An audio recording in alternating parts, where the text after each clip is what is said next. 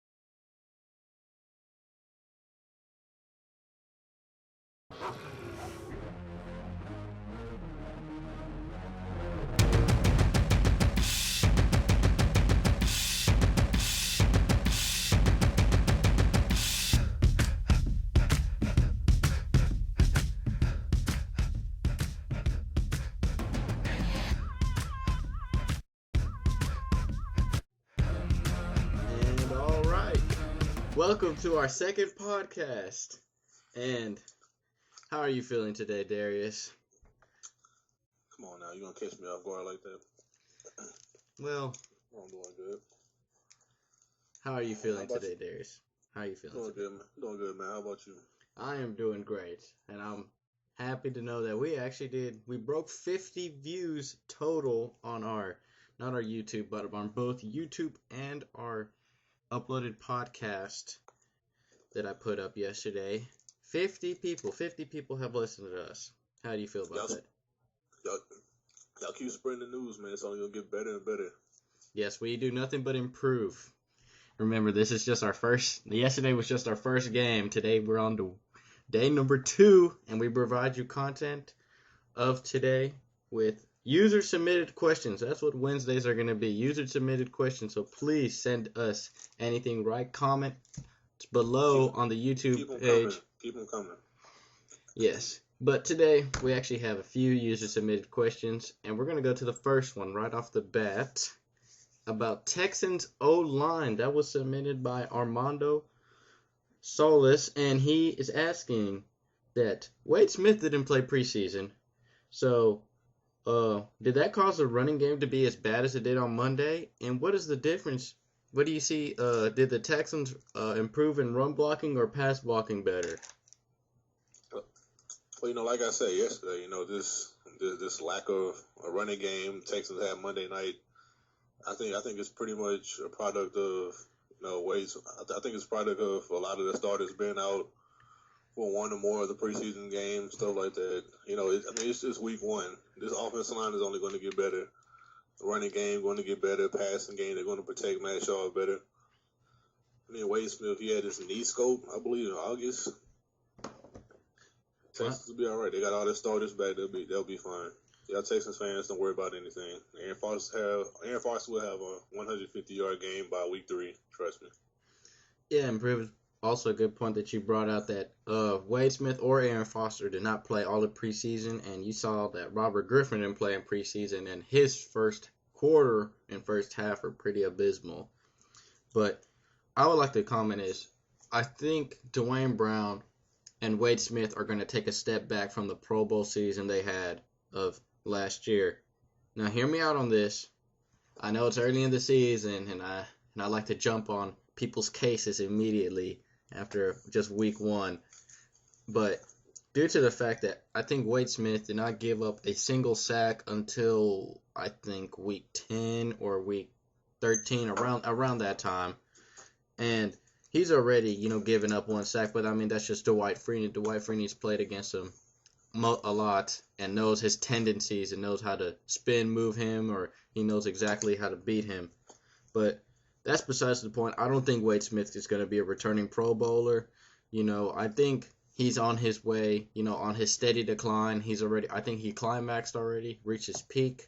And I think Ben Jones is a very good, promising prospect that the Texans have. And you saw, Texans fans or anybody who pays attention to the offensive line, as detailed as we do, or any aspect of football as we do. But Brandon Brooks actually gets the start at right guard over Ben Jones now. And Darius, do you feel like that Brandon Brooks is an upgrade over Ben Jones, or is that just... I think Brandon Brooks has more upside than Ben Jones. Brandon Brooks, a guy 6'5", I believe, 330-something pounds, can move faster than Ben Jones. I mean, dude has upside. That's one thing about Kubiak. He brings out the best in his offensive lineman. He's a run blocking scheme guru, I believe. Yeah, he knows how to zone block from his master, Mr. Mike Shanahan. When Brandon Brooks puts it all together, I believe he's going to be one of the top guards in this league. But it's going to be up to him. Yeah, and the thing is, Brandon Brooks, I believe, was he a 3rd or 5th round pick? I forget whether the round he was, but he was drafted and he wasn't even invited to the combine. That says a lot about film, and he's a very raw prospect. And you saw last year he was very lazy and he actually gained weight. That's what were his problems. That's why he didn't touch the field. That's why Ben Jones did. That's what I heard from the Texans organization of last year, why he couldn't play. But like you said, Gary Kubiak brings out the best in his old linemen. He knows how to mentor them. He's going to, that's why he said, gave him the year off. He said, I'm not going to play you if you're going to be lazy. And that's why Ben Jones got the start. But Ben Jones is a very versatile player, I believe. He can move around the offensive line. He can, go guard and center. But now that that's been answered, let's go to our second user-submitted question from David Flood.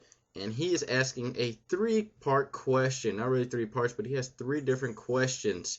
He's asking, first question is, what is the QB battle between Teddy Bridgewater, Taj Boyd, Johnny Football, and Marcus Mariota? In my opinion, I take Marcus Mariota before I take any of those other 3 you mentioned. Wow, I didn't see that one. First of all, he's never in the media like Mr. Johnny Manziel over here. All he does is win. He does it quietly. He does it constantly. Matter of fact, I believe Marcus Mariota steals a few Heisman votes from Johnny Manziel because of that. Nice guys finish first in college football. I like what you're saying, but my argument to that, why I believe Marcus Mariota will not win the Heisman, and this is why. His teammates are going to hurt him. DeAnthony Thomas is going to get votes, and that offense, anybody from that offense is probably going to get good votes from that. Even Thomas Tyner had 2 touchdowns this last game. That's what I'm afraid that the voters are going to do. Though I like Marcus Mariota's chances to win Heisman, I think he is a better overall prospect than all of those guys. But I believe there's somebody better than him. There's just one person better. By other guys, I meant Taj Boyd and Johnny Football. But the guy who I think I like the most is Teddy. What were you going to say? See, the thing about Teddy Bridgewater, he has to go undefeated if he even thinks about winning a Heisman Trophy. Then on top of that, even if he does go undefeated, he's going to have to put up big numbers week in and week out. He can't have a bad game. I mean, he has three tough opponents left. You got Rutgers October 10th, UConn November 8th. Then you got Cincinnati December 5th. He has to put up big numbers against all those schools. Cincinnati plays him hard every single year. Yes, and most people say, well, the Big East is in a good competition. What are you guys saying? Let me tell you this. I believe the Cardinals actually lost 3 games last year. I think Teddy Bridgewater actually lost 3 games last year. But, yeah, and the AAC, as they're now called, my bad. They're actually called the AAC, not the Big East. But Teddy Bridgewater has actually put up numbers so far, but he's actually not playing people that are up to his competition, up to him, because he, as people say, he's regarded as, the number 2 pick behind. Also, David Flood asked, is Jadeveon Clowney going to be a good NFL player? Darius? I think Jadeveon Clowney can be as good as he wants to be. I watched the South Carolina Georgia game last night. It seemed like when they ran away from him, he just gave up on the play. Hey, I'm Jadeveon Clowney. I can take off when I want to. I can go hard when I want to. No, in the NFL, you got to bring it every single play, or you're gonna be on the bench. Jadeveon Clowney, he has all the physical talent. He has the speed. We know that. Pass rushing ability. We know that. But he just hasn't shown me much. Six tackles this season so far, 1 sack. Speaks for itself. Right. Do you feel like he is the best defensive player in this country, Darius? Or is that just automatic, like he has to be? To be honest with you, I think Jadeveon Clowney is one of the most overhyped defensive players in college football the past 15 years. I see Kyle Van Noy out of BYU. I take him over Jadeveon Clowney. I take Lucius Purifoy out of Florida over Jadeveon Clowney. I believe it's the top cover corner in the country and makes plays on special teams. Hey, Jadeveon Clowney, man, you're a good defensive end, but you're not the best defensive player in the country. Not in my opinion. Wow. Be crazy. That's no. the thing. I have to argue with that. This dude can ball. He is a physical freak of nature. And I believe he's done this year. I understand that point. I understand what you're saying about what has he done this year, but I think it's the fact that he's under a microscope, and his first 2 games were tough. Well, not really tough opponents, but he did play against good NFL caliber teams, NFL prospects, as in James Hurst, I believe is a very regarded tackle, and Though to me, you do prove a good point that if he is such a good player as you said, he has to show up in those games and he has to play. And if he is the best player in the country, he has to beat out every other player that's going into the draft. I understand that, but I think it's the fact that he's under the microscope now that he is about to be drafted, that everybody's looking at him as they were. Not last year, everybody saw him, everybody's like, he made big plays because of ESPN likes to put him out there a lot. But now everybody's watching him. Everybody. Everybody who's in Montana knows Jadeveon Clowney's a beast. And they need him to live up to what ESPN hyped him to be. But he has that. That's not going to happen. That's not going to happen. Because I seen the Georgia game, and they ran away from him the entire. Matter of fact, even last week, I forget who they played. But it seems like everybody's running away from him. He just gives up on the play when it happens. You can't do this. That's also under the microscope. When we talk about, his potential to be the number 1 overall pick, which I also doubt he's going to be. Interesting. But in regard of saying Jadeveon Clowney is my number 1 defensive player prospect, I actually have a couple of prospects that I want to go over. I know this wasn't in his question, but I want to just give this out here of about 3 players that I like on the defensive side. And you already named your 3, and you gave, very good reasons why you like them, and I'm gonna tell you my 3 defensive players that I like, and I'm gonna go with my other player right behind Jadeveon Clowney. This player can fight, and he actually may beat Jadeveon Clowney if he has a way more productive year. He was very underlooked last year, and that is Anthony Barr from UCLA, number 11. Nice. This defensive player. Let me tell you this: I've seen him smack USC around. This dude is a physical freak of nature. I believe he's 6'4", 235, and he plays outside linebacker. He is your prototypical outside linebacker for a 3-4 scheme. And you see now in the NFL, do you believe this is true that more defenses are now switching to a 3-4 scheme or a multiple type defense, like they're abandoning the traditional 4-3 that we saw most of through 2000? I think the NFL is adjusting to the pass game. These days you got to have an extra cover guy, got to have fast guys going after the quarterback, and that's why I like that his body fits his playing style. Some people like they're a 4-3 player, but then stand him up, how can he do? And Jadeveon Clowney's like a hand in the dirt kind of guy. To me, I see him as a traditional 4-3 defensive end. And the thing about Jadeveon Clowney that I'm afraid for him, he's going to be drafted to a team that may not fit his scheme. You know what I mean? Like there has been players drafted that do not fit a scheme, and that is sad to see that potential goes away like that. But Anthony Barr, I like him. He is fast, he is strong, and he is an amazing athlete. If you guys have not heard of him, look up Anthony Barr tape, and you would see why I have him regarded fighting for the number one defense spot. Number two, another team I do not like, but Stephon Tuitt, I believe that is his name, from Notre Dame. Notre Dame defensive lineman. Defensive end. He plays in a 3-4 defensive end. And now you guys, you see where I'm going with a 3-4 scheme. Because, like me and Darius pointed out, that most NFL teams are now going to this multiple type defensive look to fit offensive schemes, because it helps better than a traditional 4-3 with your multiple, with only three linebackers are not really as athletic as these other players. But Stephon Tuitt, he is very versatile. He can fit almost any scheme. He could be a 4-3 defensive tackle, and he could be a 3-4 defensive end.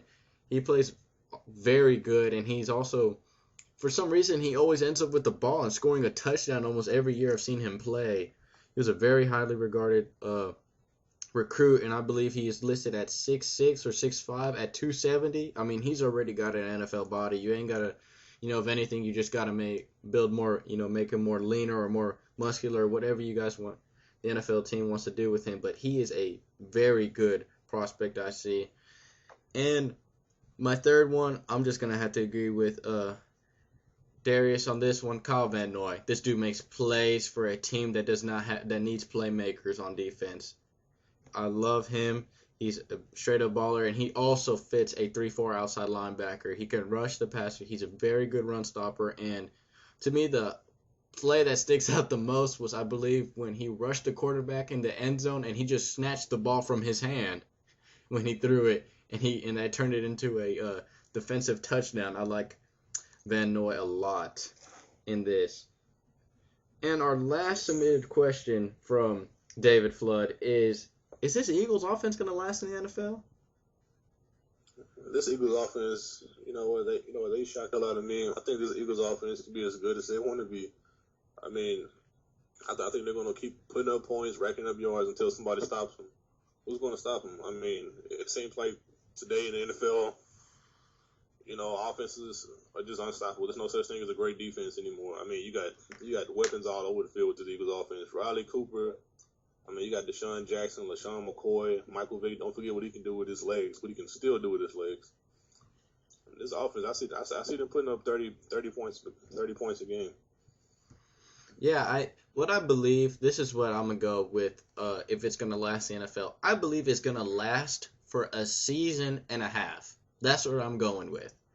Because, let me tell you something about this. Everybody was talking about Cam Newton, how he exploded onto the scene because nobody knew how to cover such a physical freak at 6'5" and 240 pounds or whatever, and he could run the way he does and have the arm strength as he does. But what happened the year after that? Defenses adjusted to him. Defenses knew what he was about. That's the thing with the NFL. If you bring something new to the NFL, they don't know what's going on, and then they're gonna let it. That is gonna work for about a year and a half. That's why I'm going to give this a season and a half that this Eagles offense is going to last. And other than that, that may be actually good for the Eagles, because maybe that's all they need is a season and a half. Maybe they draft better players to fit the scheme. Maybe they get better prospects, like I said, and become a better team. And then maybe I just eat my own words, and maybe defense can stop this. But you know what? In between offensive players with the Eagles, I counted some 15 seconds. How in the world the NFL team is going to adjust to that? I mean, 15 seconds is 15 seconds. By the time the play ends, Chip Kelly already has the next play called. Eagles already at the line of scrimmage, ready to make a play. How can you adjust to that? That is, faking injuries. Brian Urlacher said it himself. You got to fake injuries. I know there's going to be a new NFL rule stopping that, but you can't burn timeouts. Timeouts are actually valuable in football. They're actually very valuable, and you can't just burn a timeout to stop this. But you do need your defensive players. I mean, you saw the Redskins. They're gonna have their hands on their hips. They're gonna be like, "What is this?" I mean, even London Fletcher looked confused, and he's been in the NFL for 15 years, I believe, or he's been the ageless wonder, and he's still confused with this scheme they have, because there was one I don't know if you saw this play, but it was when they had two wide receivers set up on both sides, so signed up like an I formation, and then they had a tackle. They had Jason Peters right next to them, and then they had Todd, I believe, Hermans next to the other ones. And it looked like a straight up, like it's gonna be a screen with these tackles out there, and everybody's like, "What is going on? What kind of offense is this?" And then next thing you know, it's just a draw with LaShawn McCoy to fool the whole defense. Like it's pretty scary, how this offense can attack you with these weird schemes. I think the Eagles. I think the Eagles can do. I think they can do as much as they want to do with this offense. I don't think anybody's gonna.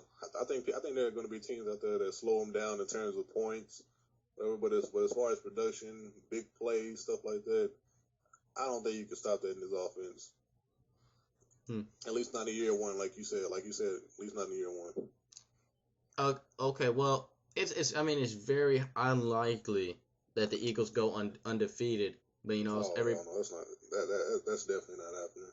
But if they're gonna lose a game, it's not gonna, obviously so far not through the offensive side. So do you think they're gonna lose a game because they're in a shootout with another team, or their offense is gonna make a mistake, or like somebody's gonna actually adjust to this offense? I just don't trust Michael Vick to not turn the ball over at least 3 or 4 times one game. I mean, it's going to happen. It's just only a matter of when. I believe during that game is also going to be a shootout, but except the other team is going to be scoring way more points. I mean, every team has that one bad game. I don't trust the Eagles defense, and I don't trust Michael Vick. Yes, I mean, this Eagles defense, remember, it did switch up from a 4-3 to a 3-4 defense, and you see that Trent Cole actually now plays outside linebacker. He's adjusting to that very well, actually. And not to mention they were terrible last year. Yes, Eagles defense were. That was an atrocity that they put on the field. Very underrated signing by them. Kerry Williams is actually doing very good over there with that interception he had, and he also had a sack in that game, I believe, also, or a tackle for loss in that game against the Redskins. But this defense is quite improved. People are saying, well, what did they add? I mean, Michael Kendricks is a very underrated linebacker that they drafted out of Cal. He played a 3-4 middle linebacker scheme. I mean, what is the other linebacker they have there? He came from Houston. DeMeco Ryans. Linebacker, the quarterback of that defense. Yes, he's a very good linebacker they have there. Very underrated player. They bring in Connor Barwin to fit that outside linebacker need. But the Eagles offense, it's gonna stay. I feel like it's gonna stay for a season and a half. But don't expect this Eagles offense to. It's gonna win. To me, the Eagles offense is gonna help them win the games. That's what's gonna keep them in the games. To be honest, that's what's helping them win the games this year. Well, let's see how they do next week. We'll keep up this conversation. Right, we'll keep you updated on this Eagles offense, and trust me, every Mondays we go over what we saw on every Sunday. And now, that was it from our user-submitted questions. I know it wasn't a lot, but hey, guys, send us more info, and we'll talk more about your guys' questions. We'd love to answer any questions you guys have. It don't matter. There's no such thing as a stupid question. To David Floyd with the question about the quarterbacks, Teddy, Taj, Johnny, and Marcus, I want to throw in Aaron Murray and Zach Mettenberger in that mix. Watch out for those guys this season. Zach Mettenberger, what I think about him, I did not like him, but I like the offense that they brought in for him. Oh, yes. Cam Cameron, the new offense coordinator at LSU. Nice offense. Oh, I have a question about that. Actually, I want us to discuss. Now that Cam Cameron left the Ravens, do you think the Ravens would have won if he was still there that year? I think they probably do. I don't think it was completely Cam Cameron's fault that they were getting blown out so much. I mean, look at them now. They're still getting their asses whooped. But I mean, I don't know. It's hard to tell. I think they still win because of the defense. What they did in the playoffs. I think the Ravens winning was more on the defense. Yeah, because side of things. Who was their offensive coordinator? Was it Andre Caldwell? And it didn't look like the it was David Caldwell, former coach of the Indianapolis Colts. yeah, and didn't it look like the offense didn't even change really? Like didn't it look the same to me? Offense still was. I think once they hit the playoffs, Ray Lewis coming back just really inspired their team. They rallied around him. They wanted their leader for I don't know how long to go out on top. I mean, hey, But Joe Flacco just turn on the switch, let loose. yeah, he shows up in the playoffs, but regular season he's still average Joe. But that's just another topic to discuss about. But I just want to say that I think LSU did win big time by signing Cam Cameron. That is a very good signing for them. It's a great signing, I think Zach Mettenberg actually looks like a quarterback now. It's one of that has draft potential, NFL upside. I think he actually looks good now. Yeah, he looks pretty promising. He has the body size for it. He's 6'5", and he has the arm strength and everything. He does have the weapons, and arguably LSU has the best receiving core in the SEC, unless you want to bring up another team you believe has a better receiving core than they do. I think you're right. I mean, number 8, I think Landry. I believe that's his last name. Landry. Jarvis Landry, I believe, or Jarvis Landry. He's a nice receiver. You got Odell Green Beckham. Yeah, Odell Beckham. Yeah. Odell Beckham. I didn't know his middle name was Green, but thank you. But yes, I think the receiving core as an all-around receiving core is very good. I mean, even I can't remember their names, but number 86. Put it this way: their big receivers I know is 86. I don't know his name, and 80 is either Landry or one of the two, and Odell Beckham Jr. Those 3 receivers right there, arguably the best 3 receiving core in the SEC.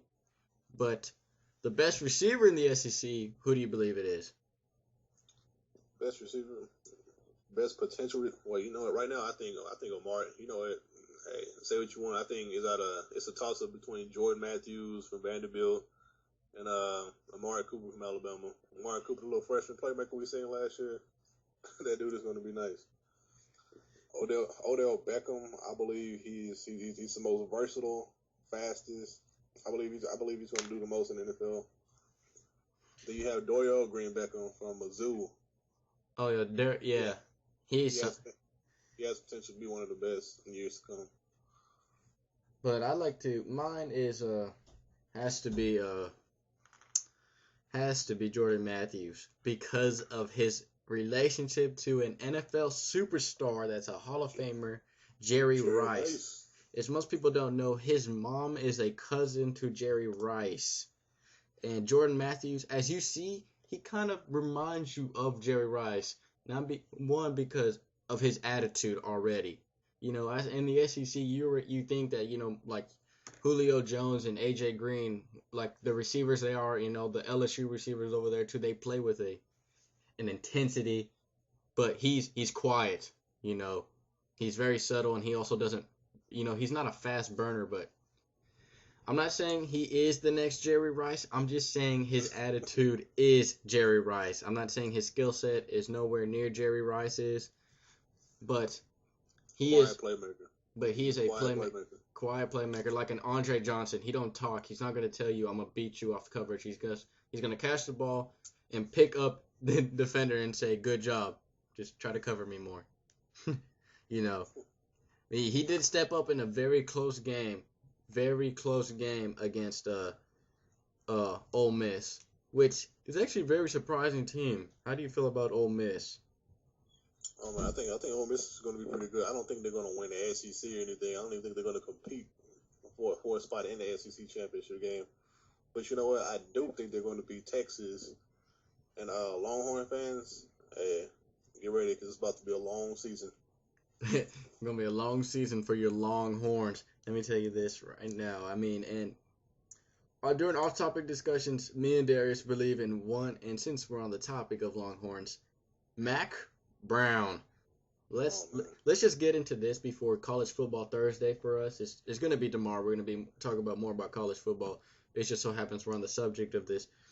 But Mack Brown, Darius, what is he doing over there at UT? Is he running a good program there, or is what is the biggest issue do you think you see with UT? I mean, they get recruits. What's going on? I think it's arrogance. I mean, you don't recruit Bama, Mac Brown, really. I mean, a statement came out a while back ago from famous Jameis Winston, whatever his name is, freshman quarterback down at Florida State, said he always wanted to be a Longhorn. He said he would have been a Longhorn if Mac Brown had offered, if the Longhorns had offered. Mac Brown's response, I don't recruit Bama. I mean, it's arrogance. I mean, dude, Mac Brown's best days are behind him. They're like way behind him. I think, to all your Longhorn fans, listeners, this is what you guys need to do. There is a thing that you host. It's called the Oklahoma UT game. If Oklahoma wins that game, it's over. You guys need to storm the field, pick up Mac Brown, and take him to one of those deep fryers you guys got there in the country fair and deep fry him. This dude, and put him as a statue out there because it's over with. The run that he had was over the day Nick Saban punched him in the mouth for that national championship. Because I know you guys are saying, oh, Colt McCoy didn't play in that game. You know what? He did play in the game, and he got hurt. That's what happened. That's what it is. Don't say Colt McCoy didn't play in the game. I mean, am I wrong, Darius? Is it true? Didn't he play in the game? No, he played in the game, but they broke him just like everybody's breaking Texas today. That's what I'm saying. What Mac Brown is doing in Austin is an absolute disgrace. I spoke to many Longhorn fans out there. They're telling me this is not Texas standard. It's time for him to go. They want this guy going. Last year, they wanted to give him another shot. You know, he was about to bring back one of the most experienced classes in the country, the most experienced team in the country. You know, they wanted to give him another shot, but he brings back Manny Diaz. You know, just keeps on pissing off all the Texas fans. Dude, they're tired of him. I mean, Mac, we understand you won a national championship back in 06 with Vince Young, one of the greatest games of all time. That's 7 years ago, man. This is Texas. You got to win now. It's time to win now. There's no such thing as 6-year absences anymore. Texas should at least be in the national championship discussion every single year. Just like Alabama, Texas should be right up there. And it's like you said, they're not living up to Texas standards. I'm talking about these dudes recruit out of Texas better than any other school. I mean, this school even has its own TV station. This school, as from what I heard, has the most money to offer has the most money to give around. I mean, this is a multi-billion-dollar school that gets monies from all their sponsors, from all their alumni that they get there. I mean, look at the previous Heisman winners. They're donating money to this school to say, how can we get how much more money do you need to improve this school? And yet they give them all this money. What does Mac Brown do with this money? Is he just pissing it away? Is he wiping it? He's blowing it away. He's blowing it away. He's breaking all of Texas' heart. The thing is, who do you think they should sign with all that money? Who do you think they should bring in? Mac Brown is going to get fired at the end of this year, if not before. Let me tell you this right now. If Texas wants to win, if they want to bring a national championship back to the state of Texas, back to UT, and remain glory, it's easy. Get Nick Saban. Do it. Let me tell you this about Nick Saban and about UT. Why everybody's saying he won't leave Alabama because it's Alabama. He already has a powerhouse there. If Nick Saban goes to UT, all of college football better be frightened. They might as well not even show up to the game. Not after his first 2 seasons there, but maybe his 3rd season once he gets his recruits in, once he gets his scheme in, once his freshman players understand what he's about. I mean, they're going to understand what he's about day one. But let me tell you this, if they bring Nick Saban in there, he is going to dominate recruiting. Because the thing about Alabama is when he goes to Alabama and how he recruits Alabama, there's not really much to do in Alabama besides play football there. They don't really have a, awesome college town. Tuscaloosa's not all that. But Austin, I've been to Austin. I've seen all you Longhorn fans know how much of a great city Austin is and what you guys can do there. And how already Mac Brown brings in recruits without even recruiting that hard. And let me tell you this, Nick Saban is not going to not forget about Alabama. And if he was at UT, Jameis Winston will be the starting quarterback there. And look. Let me cut you off. First of all, Nick Saban is already feared by all of college football. Nick Saban is already dominating college football. Everybody wants to go to Alabama already. You look at all these All-Americans nation. You look at all these All-Americans nationwide, top tackles in the country, top defensive players in the country. They want to go to Alabama. Nick Saban does not have to leave. He's already king of college football right now. If Texas is going to go after somebody, they need to go after Art Briles. Art Briles is a guy that scores more points than anybody out there. Give him a defense. And just watch, and just just watch how fast this program moves up. Art Briles, I mean, wow, Art Briles. If you're not thinking Art Briles, you're crazy. Because Nick Saban is not leaving Alabama. Trust me, he's not leaving. Well, I mean, like, guaranteed, you heard my point right. If they want to win today, if they really, I mean, they have the most money. For all you know, they could sign a big contract. I mean, Nick Saban's already getting paid more than NFL coaches right now at Alabama. I believe he's getting paid $90 million. Not 90, but $9 million there. Guess what? Nick Saban is not leaving Alabama, man. He right now. I think Nick Saban right now is right up there with Bear Bryant. He's right up there with the likes of Bear Bryant. Nick Saban is not leaving Alabama. He's going to retire at Alabama. Trust me.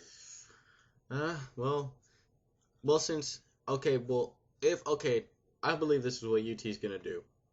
They're gonna fire Mack Brown this year. Mm-hmm. We heavily believe he's gone. He has to be gone. There's no way they're keeping him. And to me, I think the NCAA needs to be like the NFL. It needs to be, what have you done for me now, league? You know, like, I mean, they're kind of turning into that, right? Where like there's some teams that Florida State forced Bobby Bowden into retirement, and we know who Bobby Bowden is. He's like the Mount Rushmore of coaches. Oh yes, he is up there from the BCS era of coaches. He is up there. Him and Joe Paterno. I mean, look at Joe Paterno. He had nothing to do with that scandal. It was the fact that it was somebody else, and they had to let him go because of the allegations there at Penn State. But we're not going to talk about that just because we're talking about that. It needs to be, what have you done for me now, league? And Mack Brown has not done anybody any good at Austin, Texas. He's done nothing but hurt y'all and made y'all believe in a false, a false life, I guess, that thinking that he's bringing y'all back to national championship contender to be that. No, he's not. He's going to disappoint y'all every year like he does. I mean, put it this way. It's not like his team went 6-6 last year. Their team went 9-3 last year, but it was like an ugly 9-3, you know? Well, this is Texas, man. This is Texas. They expect at least 10 or 11 wins per. You know, they expect, like I said, they expect to be in the national championship race every single year, as they should. 10 and 2. Okay, that's. I mean, I guess that's good enough, but it's not the Texas standard. They want to be in the national championship race. What's the record Mack Brown has to keep from now on to stay at UT? Mack Brown has to win at least 10 games. I'm just going to say at least 10 games. He really needs to win out, but I'm going to say 10 games at the very least, in order for Texas fans not to go to his house, knock on his door, and just drag him down the street. Now, okay, put it this way: if he wins the rest of the games from the season, but loses to Oklahoma, is that a big game that he cannot lose? If Mack Brown gets blown, if the Longhorns get blown out like they did last year, he might get fired before he even leaves Dallas. Before he leaves State Fair, he might get fired.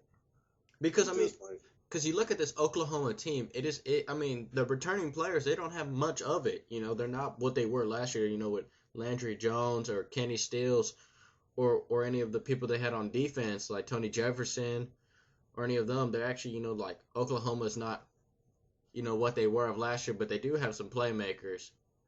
But if they do get blown out, Mack Brown needs to. I mean, I already believe he just needs to get fired now so they can find a coach now. Absolutely. I mean, hey, you know what? What's his name? Sonny Dykes out of Cal. I think they offer him a job. I mean, the Longhorns. I think these fans want to see points being scored. Defense. Defense has become a thing of the past in college football. So I mean, defense. I don't really think fans care too much about. It's like, as long as it's not any 500-yard games like they gave up to BYU on the ground. I mean, I think Texas fans want to see points being scored. I think they want to see more wins. Y'all want to see more wins? Get Sonny Dice, get Art Browse, somebody. I mean, anybody is better than Mac Brown right now. Yeah, the thing about Sonny Dykes I like is he made Jared Goff. He wasn't really highly recruited. I mean, he probably was. He was a 4-star rated overall player, but he wasn't no James Winston. But he's a freshman there at Cal, and I believe he threw the ball, I think it was like 45 out of 65 total attempts. 65 total attempts passing, Darius. That's like throwing your arm out in a baseball game in football. That's a lot of... He leads the nation in yards, I think. I mean, and he's a freshman, guys. He's a freshman. I mean, I don't. But what teams has he played? He played against Northwestern. That defense is actually all right, and they actually won that game. But the fact that it's a freshman tearing up and putting up these kind of yards, it's something else. It's something else there. But I just want to, touch on this lightly since we're talking about coaches getting fired. I believe Mac Brown. Like, I'm gonna go back to the point I kind of went off topic there for a bit. What UT's going to do, they're going to fire Mac Brown. It's going to happen. Next year, there's going to be an interim head coach there, and they're going to do even worse. Unless this interim head coach actually goes 10 wins and actually shows a complete improvement. Or they're going to go to interim head coach that go, 9-3, and 8-4, or 7-5. 6-6. I think Texas has enough talent on this roster to where an interim head coach wouldn't really be a minus for the long. I think they just. I think they improve even after Mac Brown gets fired. Do you think the talent they have on this roster? They got the 3-headed monster in the backfield. You got David Ash. I mean, they lose Mike Davis. Okay, you got Shipley. You got a lot of other talented playmakers on the outside that aren't being utilized right now, by the way. Then that defense, if Jackson Jeffcoat stays, Quandre Diggs stays, Carrington Bynum stays, I mean, you got a pass rusher, you got 2 corners, 2 damn good corners. I mean, this Texas football team, I still think it's going to be good with or without Mac Brown. They're a 10-win team with or without Mac Brown. If they fire Mac Brown, do you think they just need to get rid of every Mac Brown personnel? Like, anybody who's affiliated with Mac Brown, they just need to go. Do you think they need to, like, completely change house? You know what? Or is there a coordinator in there, or a linebacker coach that you believe that needs to stay? Like, or I'm not too familiar with the Longhorn staff, but I think Major Applewhite, I think he's a pretty good offense coordinator. I think he stays because you want continuity with the offense and the quarterback. David Ash has been running that same offense for the past 3 years. You want to be consistent with it. I think Applewhite stays at least one more year, and as for the defensive side of things, Greg Robinson, I think he's just an interim defensive coordinator. He goes, most definitely. I mean, dude's 60-something years old or whatever. I haven't heard about him in years. Went 3-23 at Syracuse, by the way. 3-23. I can't believe he even lasts that long. And I think so. I think I understand your thing about the offensive coordinator, but if they do, but I'm saying if they, I think he is gonna be the interim head coach. If they're gonna fire somebody and they're gonna fire, I don't think the defensive coordinator needs to be promoted. What's his name? Greg Robinson or? Yeah, I think he's just interim. Yeah, I think he's just with Mac Brown. I mean, once Mac Brown gone, he's gone too. So he better hope Mac Brown wins games so he can keep his job too. But now let's go to another hot seat. Is USC and Lane Kiffin. Oh man. Let's just touch on this very lightly. The fans clearly want him going. I mean, you heard the chants at the game. It's not like more of him gone. It's more like, what in the world is he doing? Like, what is he doing there? I don't understand. You have all these playmakers. You got this talent. I mean, same thing with their defense. I mean, the thing about a USC defense is just it's a gambling defense. That's what they switched. I think it's a 5-2-5 or something, 5-2-4 defense. And I mean, it fits them very well. I mean, it's like a multiple type defense. All I got to say about that is and they're actually doing pretty well. Like they're pressuring the quarterback a lot more than they did last year, and they're getting a lot of turnovers in the game. I believe they had 5 interceptions in week 1, or 3 interceptions and 2 fumbles, or 5 total turnovers, and they had a lot of sacks. They did play Hawaii. I mean, that is true. They did play Hawaii, not a top tier team. But the fact is, their offense is the biggest problem.